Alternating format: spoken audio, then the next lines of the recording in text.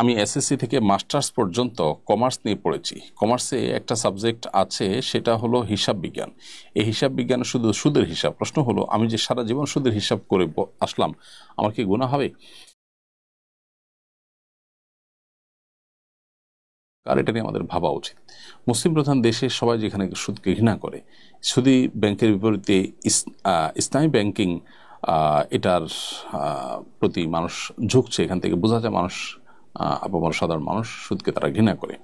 অতএব তাদের পাঠদানে, তাদের সিলেবাসে, পাঠ্যপুস্তকে, পাঠ্যক্রমে সুদের হিসাব নিকাশ মাত্রাতিরিক্ত থাকা, এটা হলো জনগণের আশা আকাঙ্ক্ষার পরিপন্থী শিক্ষা ব্যবস্থা চাপিয়ে দেওয়ার নামান্তর, যেটা দীর্ঘদিন ধরে বাংলাদেশে হয়ে আসছে। নতুন বাংলাদেশে অন্তত এগুলো থাকবে আমরা আশা করব।